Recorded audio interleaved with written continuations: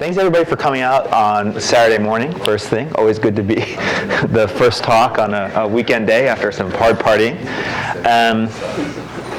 And I have to say thanks to Renzo and Tommy for inviting me, because I'm incredibly excited about this workshop and the amount of stuff I'm learning. I'm very new to vision, and I've been fascinated by it by about a year or so, and so it's great to actually learn from all these experts what's important and just the number of hard and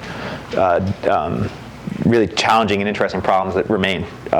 So let me see if I can get this thing to go. Okay, good.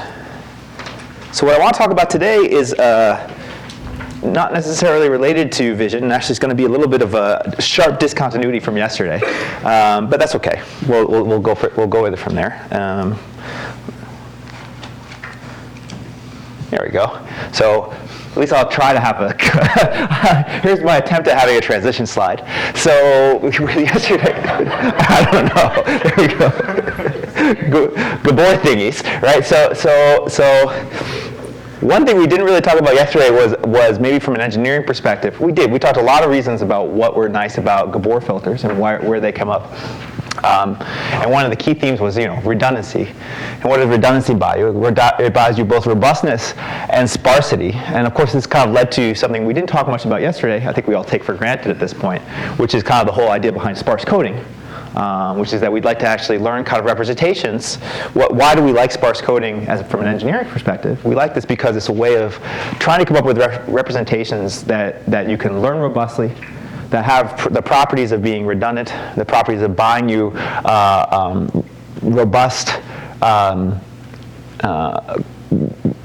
representations against noise, and things that are easy. Actually, when I use this word robustly, I mean lots of different things. I mean that we have algorithms that to estimate these things, algorithms that allow us to estimate the coefficients post hoc, and kind of mathematical analyses that tell us basically how much data do we have to collect in order to actually find these codes. Okay, so what I want to talk about today is kind of a generalization, or at least a kind of geometric way of thinking about sparse coding beyond just sparse codes. Okay, so basically what we want to say is if we want things like robustness and sparsity in the algorithmic sense, in the computational sense, and in the sample complexity sense, then what exactly do we need to bring to the table geometrically to think about? Okay, so we'll stick with sparsity. Sparsity is actually a kind of a really good illustrative example. It really does highlight a lot of the things that we care about, and it's incredibly popular, right? Because people write papers about sparse coding or the lasso or compressed sensing, and you kind of have a whole community that's just kind of come up around just this notion of when vectors are sparse.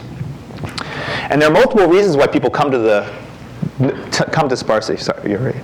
There are multiple reasons why we kind of come to sparsity as like a nice thing for engineering and learning and estimation.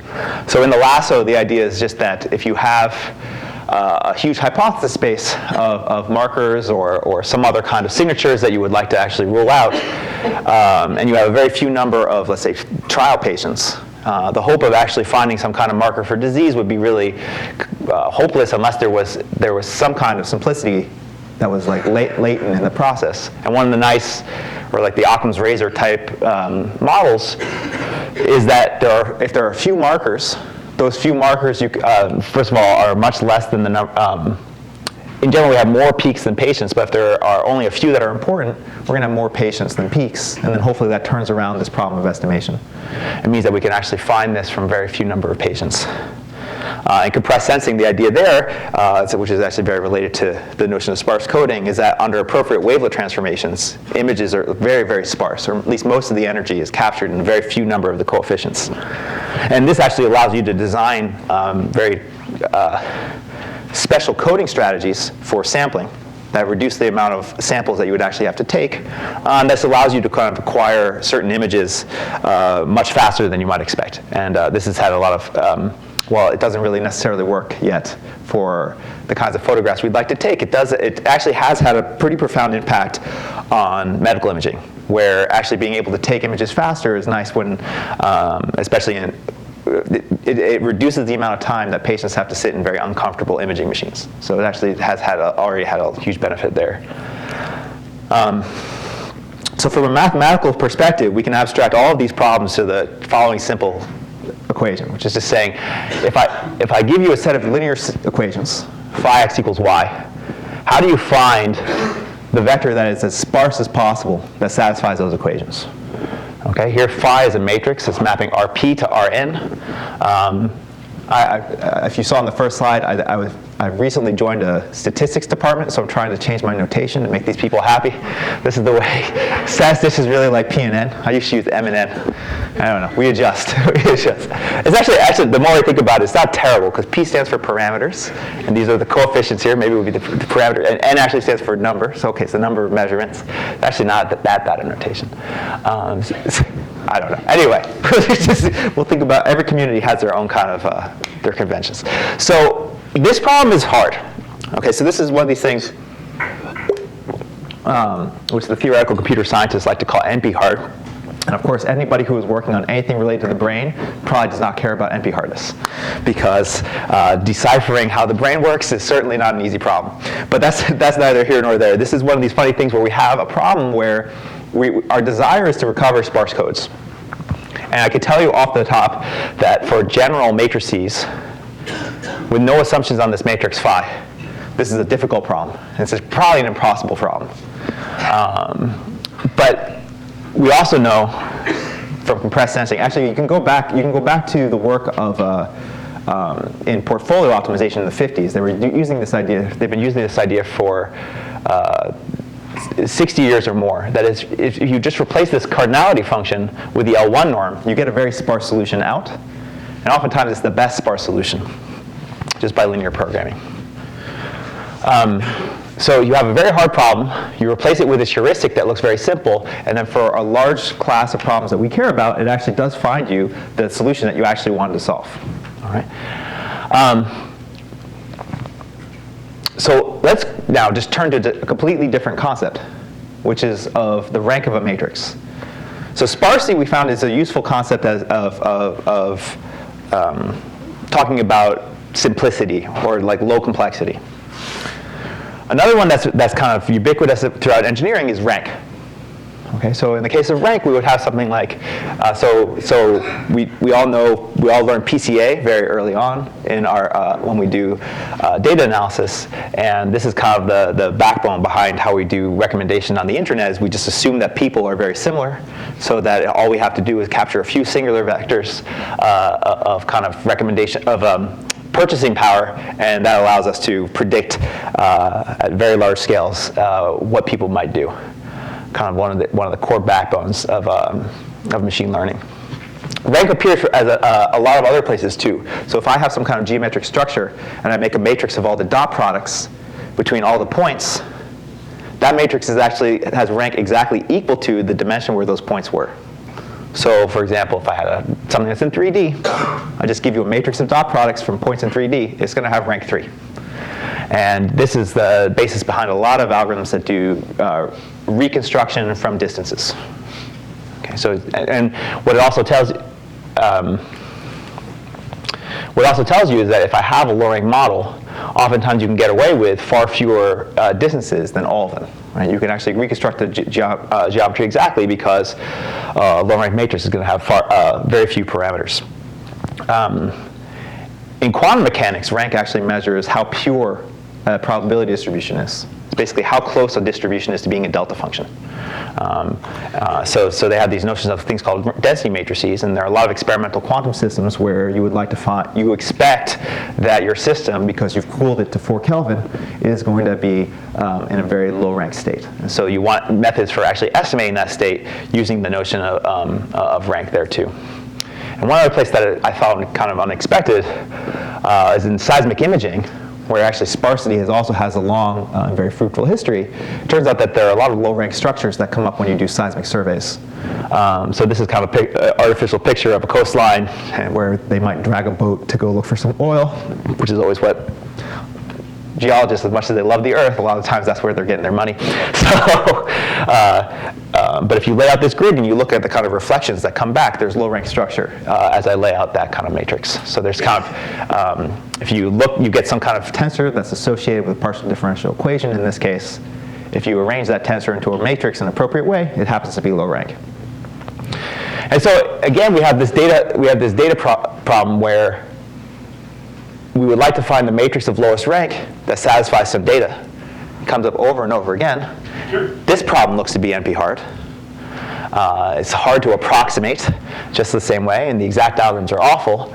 But it turns out that more often than not, we can actually find these low-rank matrices in a lot of data problems, a lot of data mining problems. And in this case, what we're going to do is replace the rank function with something called the nuclear norm. I think one thing I should have said, which I didn't say before, is why would we even expect that we could find low-rank matrices from partial samples? It's because these things are P1 by P2, let's say. That's their size. So the number of total parameters in a matrix that's P1 by P2 is the product, P1 times P2. But I'm going to write over here. A low-rank matrix, let's say it has rank R, would have R times P1 plus P2 parameters, which is substantially less, right? There's a difference between, and Pietro talked about this yesterday, the difference between P1 plus P2 and P1 times P2. And so with that kind of dimensionality reduction, we'd hope that if we had about R times P1 plus P2 observations, we'd be able to recover that matrix.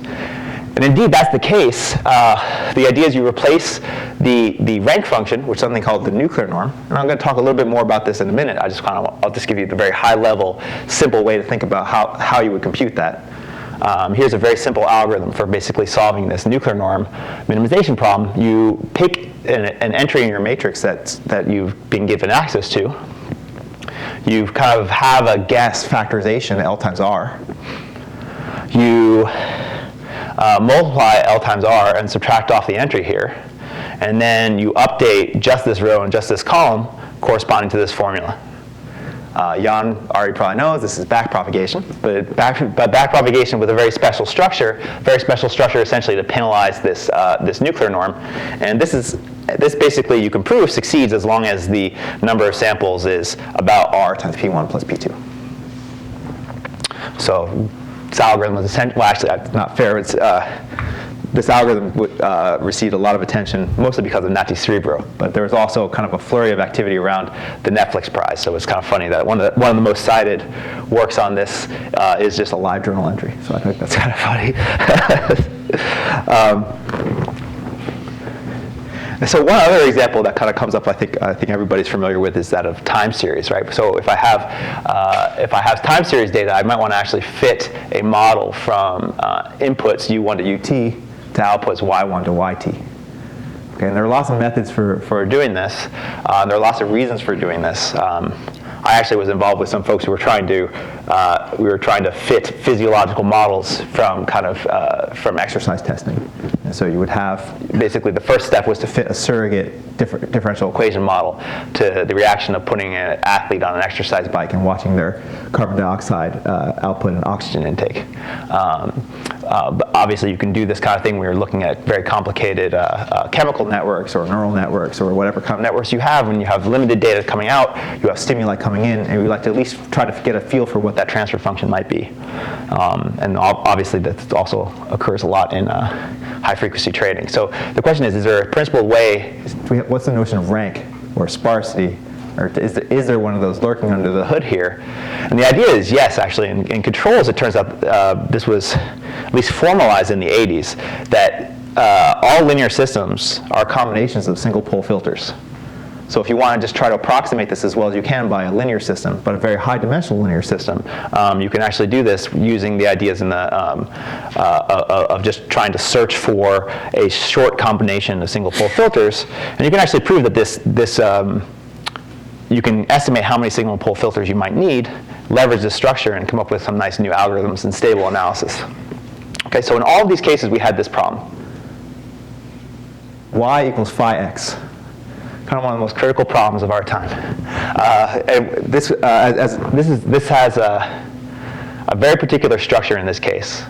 We have a matrix phi, where the number of rows is much less than the number of columns. Okay? So the whole idea is that we have little data and tons of parameters. And the question is, when can we actually find, when do we know that we can uniquely identify this parameter vector given a very few number of measurements? Right? And so if there's one solution to this equation, there's going to be an infinite number. And the question just remains then, which one do we pick? Okay, so in all these examples, which you didn't have to understand all the details, but the key fact to take away from the first few slides there is that we used some notion. We had some prior, not in the Bayesian sense, but some kind of structural sense. So we said, I'm going to tell you this thing should be sparse. I'm going to tell you this matrix should be low rank. I'm going to tell you the time series should be smooth. I'm going to tell you that the thing you're looking for is actually symmetric under some group. And the question becomes, if I tell you that, if you tell the kind of you tell a machine learning person or a signal processing person that this is the structure that underlies the data, then what is a real natural algorithm, or are there natural algorithms that just will solve this problem given this sort of constraint or this kind of complexity requirement? Okay, so that's kind of what I want to talk about today. So some of the work that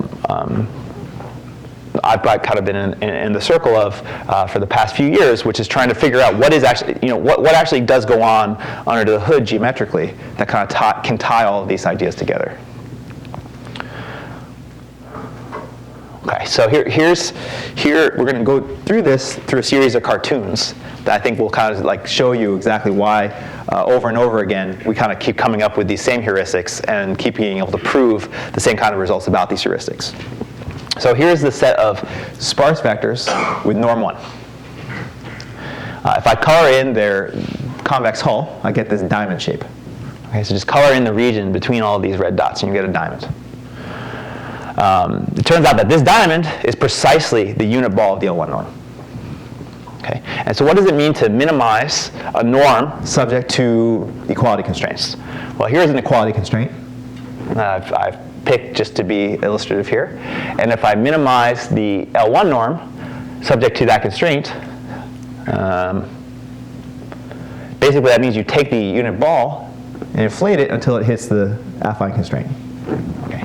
And lo and behold, it hit at the corner, hit at a sparse point. I drew it in a very suggestive way, so it would. Moreover, you see that if I took this affine space and I perturbed it a little, it would still hit at the same point. Right? You have this kind of nice robustness guarantees because it's pointy up at the boundary. Right? So I have a unit ball, I have a norm. The unit ball is not smooth, it is not rounded, and that non-smoothness allows me to have a robust recovery of that coefficient. And this kind of relates to exactly what Carlo was talking about yesterday, is that one element of why we like wavelet transforms is they kind of the coefficients remain robust. Right? The set of coefficients that are going to be active will remain robust. And this kind of illustrates that picture geometrically. And actually, I stole this picture from Candace, Romberg, and Tao, so I think they kind of knew this too. So this is an idea I think that has been bandied about for why exactly this norm is a good one to use.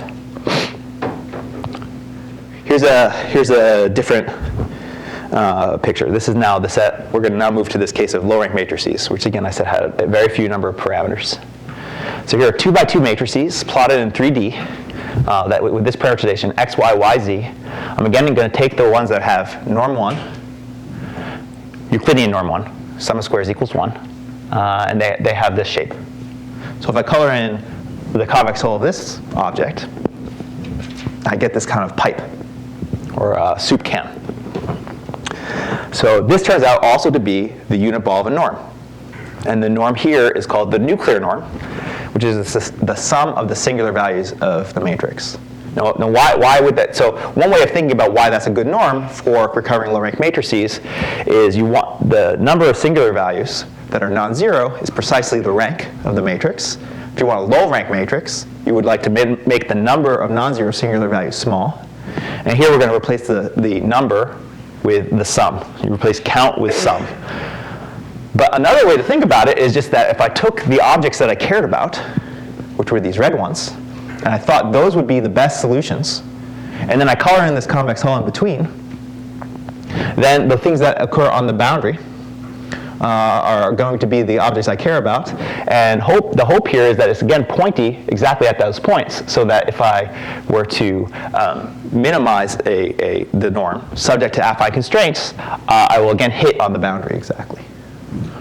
Okay, so this is kind of the nuclear norm heuristic, which is something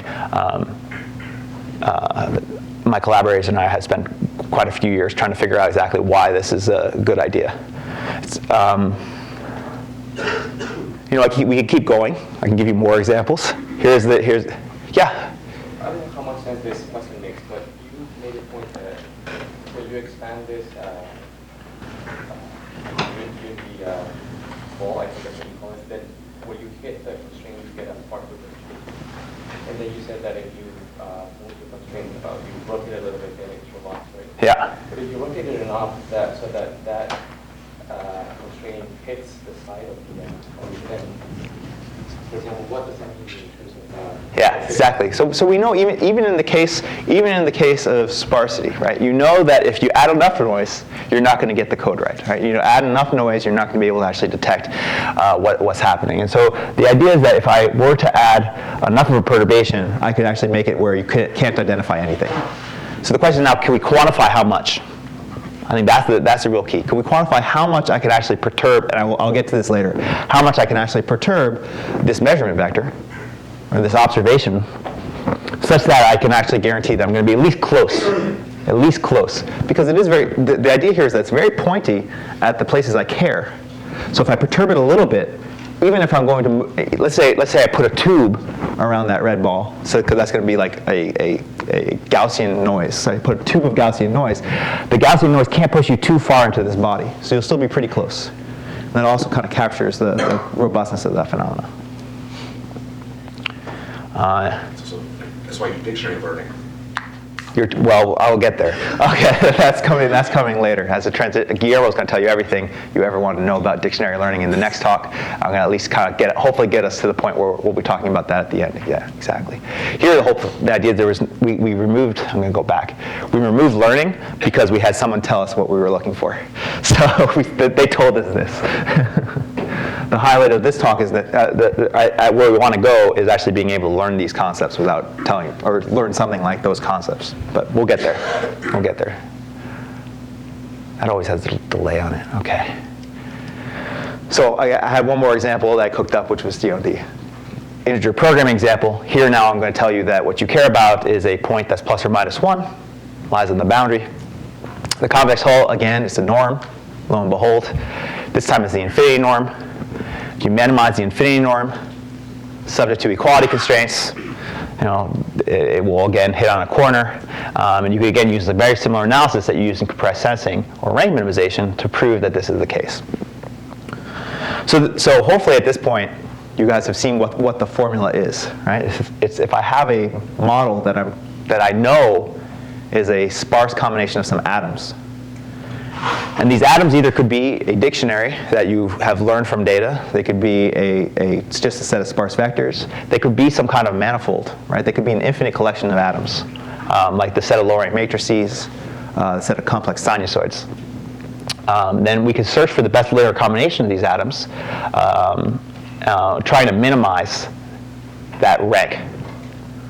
Right, that's kind of the goal here. This is kind of the applying the prior being that the number of combinations we're looking for is small. Right? And so how do I do that? Well, I'm going to appeal to the same picture that I kept drawing, which is we're going to minimize the sum of the absolute values of the coefficients subject to that decomposition holding true, which is the same thing as saying the sum of the absolute value of the coefficients is basically saying this is how much do I have to blow up the convex hull such that x is in it. It's always the same picture, so we want to say how well does that work. This thing we called an atomic norm in some recent work. It's also known as a gauge function. Gauge function doesn't sound as exciting, so that's fine. For functional analysis, it's kind of an old concept. It's really just what I said. If you have a model, you have some concept set A that you would like to find a decomposition of X in terms of concepts from A. What I'm going to do is just define the norm of X to be the smallest t, such that if I blow up this hull, it touches X exactly. Right? And with a little bit of fissioning, with some functional analysis, you actually see this is exactly equal to what I said on the previous slide. It's the sum of the absolute values of the coefficients subject to the equality holding true, subject to X having a decomposition. Here, A can be infinite. A could be, again, like low rank matrices, there are an infinite number of them. But this sum always means that this is a countable sum. And so this leads you to kind of like a meta high-level algorithm, which is minimizing this norm, this atomic norm, subject to the data I'm given. And the question is, first of all, when can we compute this? We know a couple examples. I've given you them already, but the question in general, when can we actually compute this? And the second question is, when does that actually work? Okay. Everybody okay with me for so far? Too early in the morning. All right, so let me give you some examples of other things we can compute. So we had rank, we had sparsity, we had the L-infinity norm. Now, how about a union of subspaces, which is another common one that's used in vision. The idea here is that you would have some kind of, let's say, a wavelet tree, and you would actually know that multiple coefficients should be active at once, not just one. So you know that a whole path through that tree should be active. Or perhaps I would have some model of these things also come up in signal processing, where you actually model delayed versions of signals as subspaces. So in this case, the set is just all of the unit norm vectors living in one of the subspaces. And this is typically what people would say you would have structured sparsity. And you can actually solve this problem, this norm problem, by what's called second-order cone programming, which is basically, So do you know the groups of the subspaces, or you Yeah. learn them? You know them. you know the groups. You activate them. Yeah. And there are several different proposals for actually how to make these. I know Renzo has one. And there are lots of different proposals for what the right norm is. But the norm that comes out if you use that machinery I told you is basically is the one with the quadratic norms. Yeah. So it's sum of the absolute values subject to the decomposition holding true. Some of the L2 norms. Another one that's tis the season for this sort of thing in every college except MIT and maybe Cal. It's very important to understand how to rank football teams. Just in general, actually, kind of the notion of permutations and rankings are useful kind of low-dimensional structures for sequences. And if X is the sum of a few permutation matrices, you can actually compute points in the convex hull of the permutation matrices, even though there are n factorial of them. You can compute points in the convex hull by linear programming. So this is a different linear program. There are a bunch of other examples. If I had an hour, we could go through these in more detail, but I don't. But that's all right. So there are lots of problems that involve kind of moments of known distributions that kind of come up in system identification, in spectrum estimation, in imaging, where you have some sequence of moments, and you would like to actually infer what the moment sequence is. In this case, you could solve that problem exactly with semi-definite programming. There are problems where you would actually like to decompose a matrix into a sum of cuts, just a sum of matrices that are plus or minus 1. In this case, we can approximate this with semi-definite programming. And sometimes this is actually kind of a better model for low rankness than the straight nuclear norm model.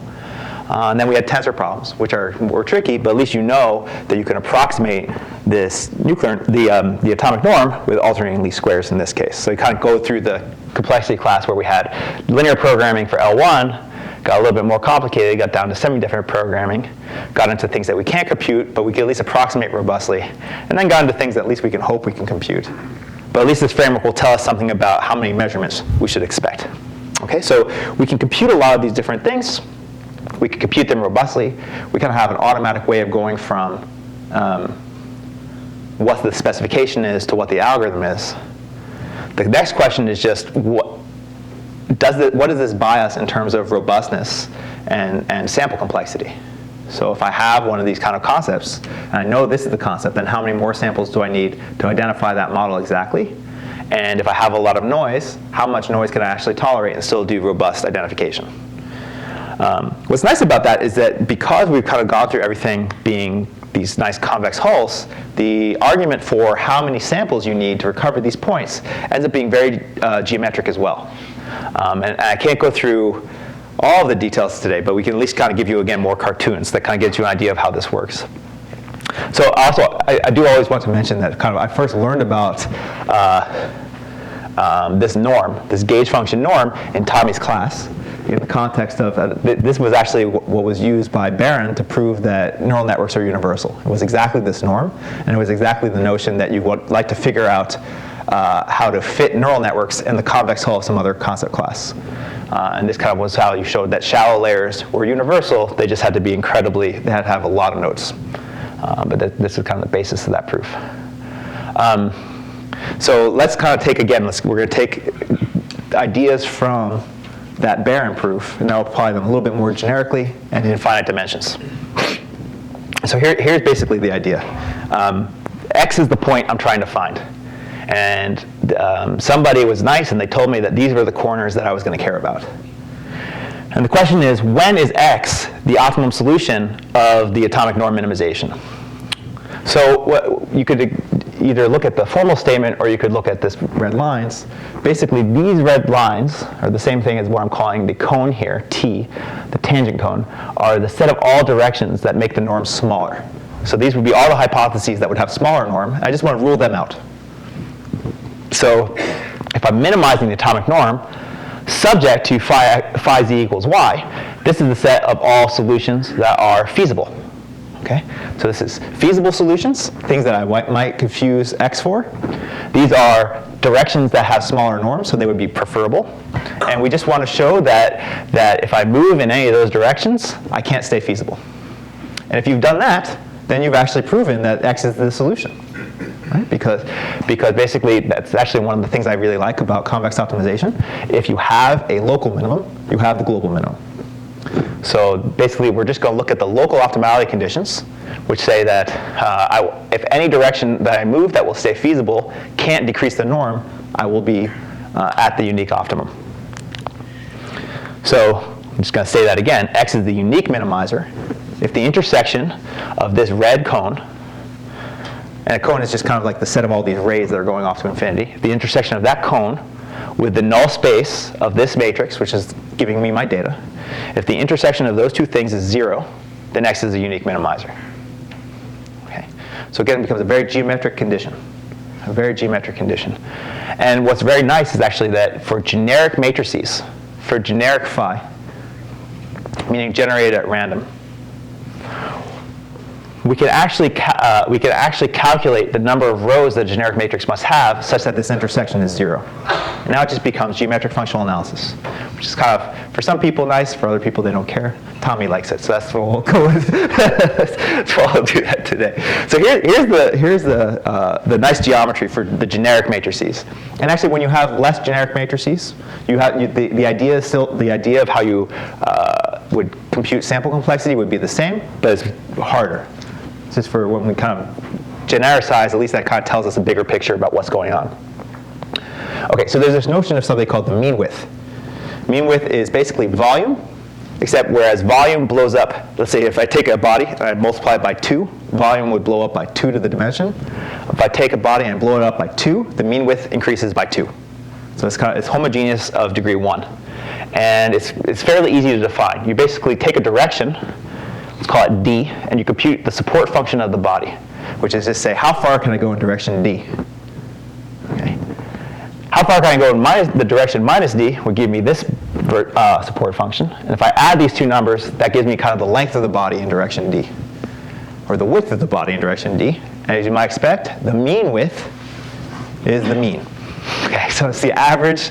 It's the average of this thing called the support function over the body. Now, for people who do learning theory, this should look pretty suggestive, because if all of these d's are Gaussians, and we take the integral with respect to the Gaussian distribution, that would be called the Gaussian complexity of the body. Here, I'm taking an integral over the unit sphere, which is just taking out the norm. And it turns out these are related by a constant. So this is the Gaussian complexity of the body. It's also, but in geometry, it's called the mean width. And there's a very nice theorem by Gordon that relates the mean width to when a random subspace is going to intersect an object. Okay? Basically, it says that for for things with very low mean width, you can have very large subspaces and completely miss the body. And it's formalized in this theorem. It says that when does a random subspace U intersect a convex cone at the origin? That's what we cared about. So I had this fixed cone of directions. I have a random subspace. And it happens as long as the codimension of the subspace exceeds p times the mean width of the cone intersected the sphere squared, which is quite the mouthful.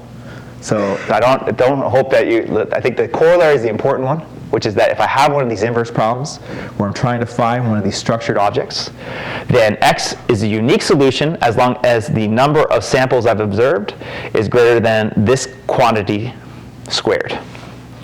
So basically, it reduces everything to computing this quantity. And we have there's with some work with Venkat Chandrasekaran and Pablo Perillo, there's actually a fairly straightforward way to always compute these quantities. These integrals look nasty, but appealing to some convexity theory, you can actually compute these in a lot of cases. And the numbers that come out are really nice. So for example, I gave you, let's go through the examples we talked about. For the hypercube, it turns out that width argument tells you that the number of measurements you need is P over 2. Yes, Misha? I essentially mean that the null space is distributed with respect to Haar measure.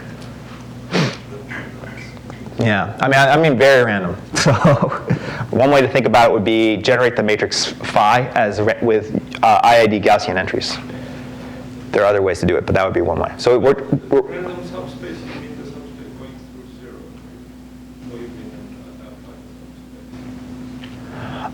no, I mean I basically translated everything back to the origin. So X was laid in the subspace and laid at the tip of the cone. And so I'm just translating it so that X is now the origin. And it makes it a little bit, that's one way to think about how that's working.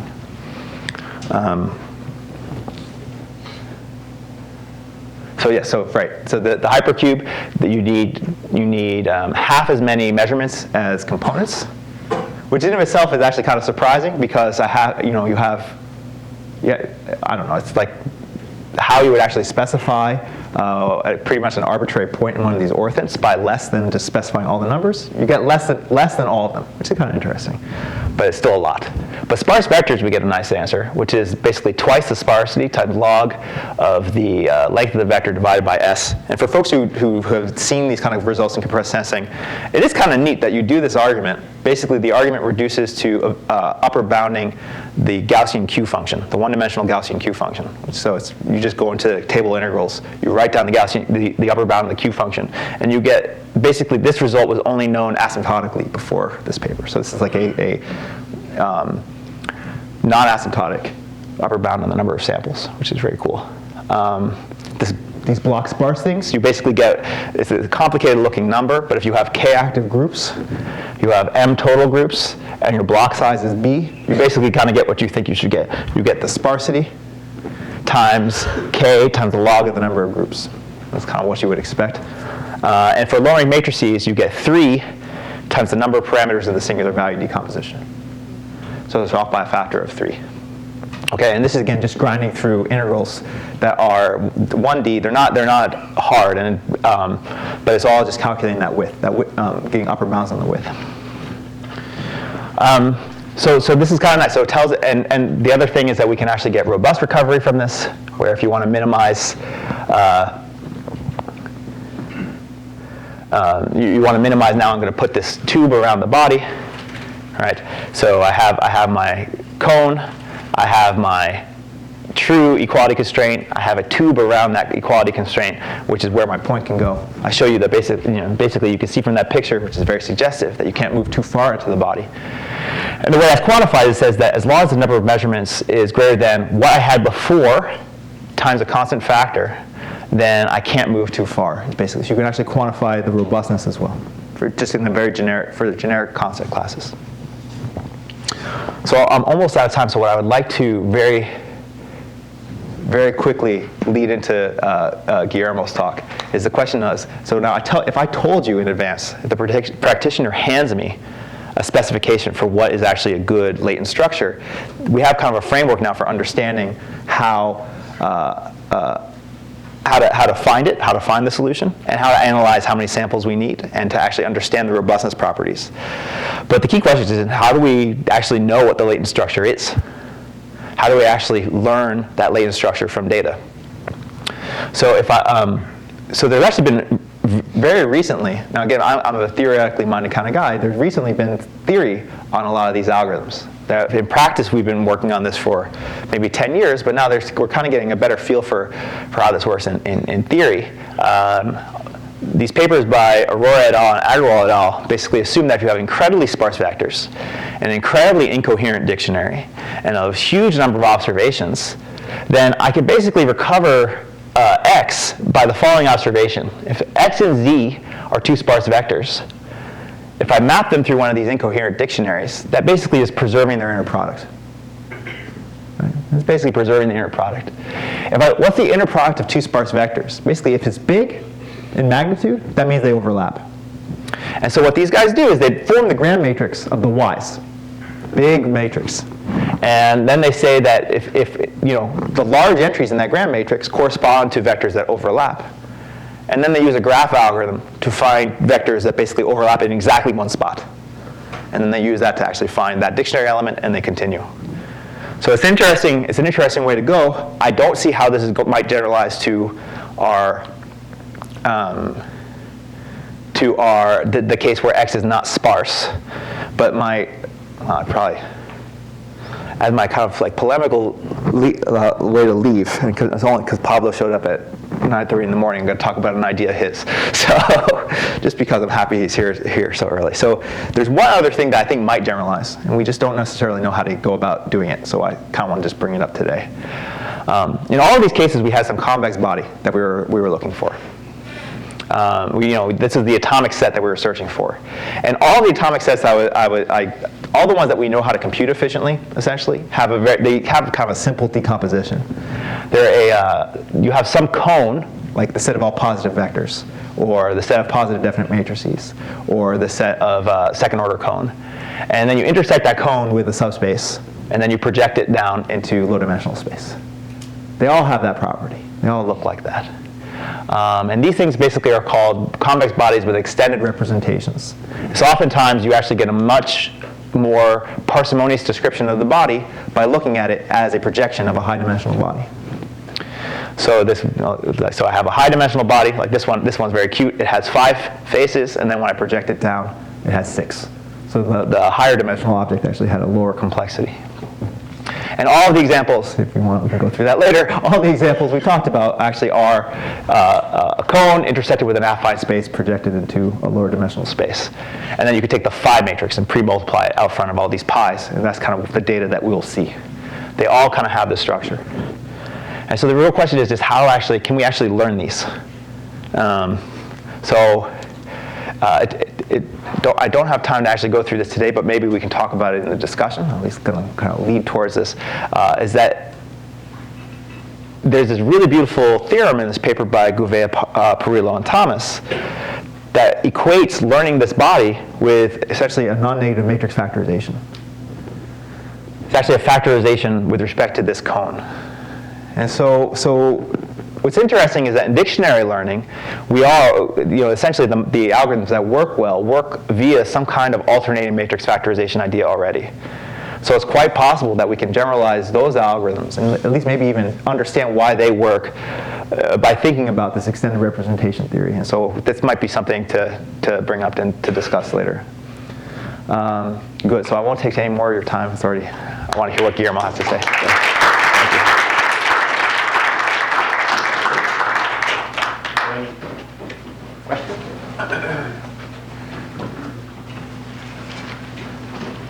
Yeah. Since you have a lowering tensor, like you say, for matrices, like lowering is very nice to behave. You have young and stuff like that.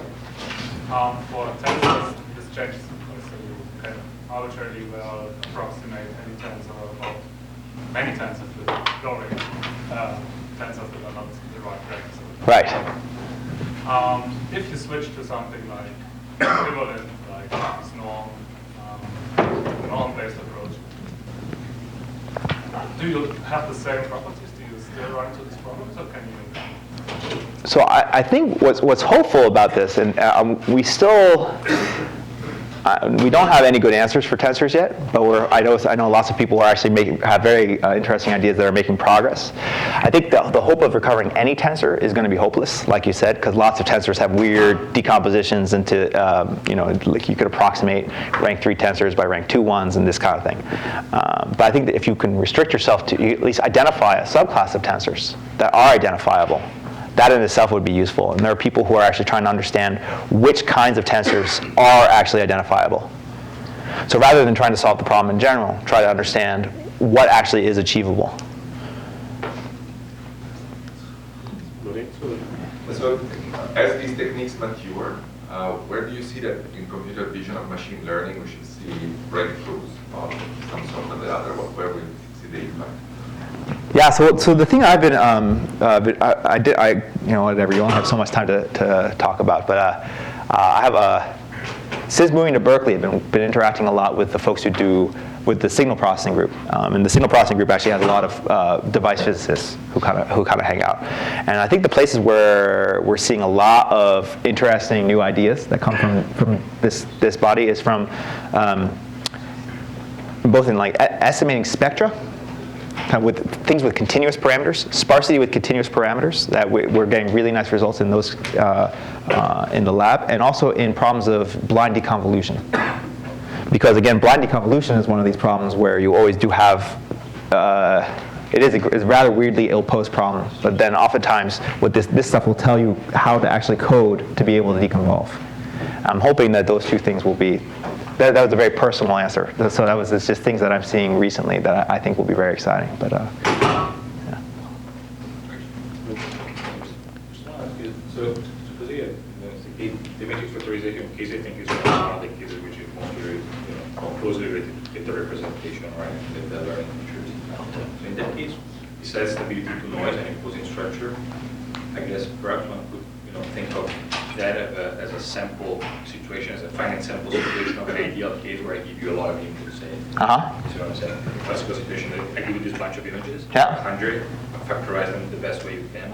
But then this might be just a sample out of, a whole model of images. So my faces are all my faces are in your faces. So this is something would be nice to discuss later on too. But if you go along this way of reasoning, you can think of stuff like overfitting, or stability to sampling rather than noise. I give you these 100 images, so how much of matrix factorization on these 100 images is good when my goal is actually to be able to recognize or describe all the faces in your faces. Does it make sense to, how do you see this direction fitting in what has been done so far? That's a really good question. That's closer to kind of learn. So there's still just my images in your images. I don't give you the labels, so I just give you. It's still a model identification problem, yes or no? I guess what is the model? I mean, one question is, okay, here you have the matrix. If I give you infinite images, what is it we're trying to achieve? A big matrix? I don't know. Perhaps the covariant. I don't know. What is it that we're trying to? That's a good question. I think Guillermo has a lot of these answers. I think that this will be lively discussion later, because I think it's a good question, because I think that that is actually trying to learn. There's two questions. There's like, if I know the structure, how do I actually find the object? What's weird is that matrix factorization comes up two ways. One is it's actually the thing you're looking for. It's like I'm telling you that is the structure. I'll find it. The other, which is much weirder, is like I say, most of these problems look like matrix factorization problems when you want to learn the representation. When you want to find the structure, it looks like a factorization problem. And those are much less well behaved because they're structured matrix factorizations. The matrix factorizations we know how to do basically are like PCA or SVD. You can't assume anything. You basically assume they're L2 vectors. As soon as you say, I want them to be sparse, it becomes hard. And so you add any structure to the factorization problem, it becomes difficult. But we have to figure out how to solve those, because that's exactly what we want to do when we want to learn what the right representation is. So that's where we're headed, yeah. Okay. You talked a lot about norms, which are basically categorizing what your prior knowledge about structure. Another way to get a norm is to look at the noise in the data. Yeah. So how do you reconcile these two? So that's actually, why did I turn this off? I just real quickly click to that. That's actually very important. So basically it comes up here. So you have a norm that kind of tells you the geometry of your model, and then you might have a norm that will tell you about the geometry of your noise. That will go in this constraint, and they are related to each other. They're intimate. Like the interplay between this norm and this norm are going to give you different sample complexities. So I think that's So they could be in conflict. They could be in conflict. Yeah, you could definitely have norms that can make this problem considerably harder. L2 is generic here, but you could put a norm on this. Let's see, what would be a bad norm? Actually, I think, so if you put the same norm, you have an A norm down here, that's a really bad norm. You essentially want these two things to be like orthogonal classes. So like L1 versus L infinity would be okay. Or actually nuclear norm versus the L1 norm is really good. Actually, this is another thing that Pablo's done a lot of cool work on, where you have a sparse noise. That's actually doable. But if you have like a sparse vector plus a sparse vector, if the noise is sparse vector, then kind of it's hopeless. So you kind of need the norms to be orthogonal. Since the noise on the constraint is coming from nature, you don't really have an option there unless you really can design the experiment very carefully so that you get noise of a particular characteristic. That's true. That's true. Or I also might say from a kind of a engineering perspective, if you know something about the noise, if you can actually figure out, if you can characterize the noise, that would tell you what structures you should hope that, or you should be designing underneath your model, such that you can actually resolve them. Yeah. Okay. Yeah, thank you. It's an honor. Thanks again, Ben.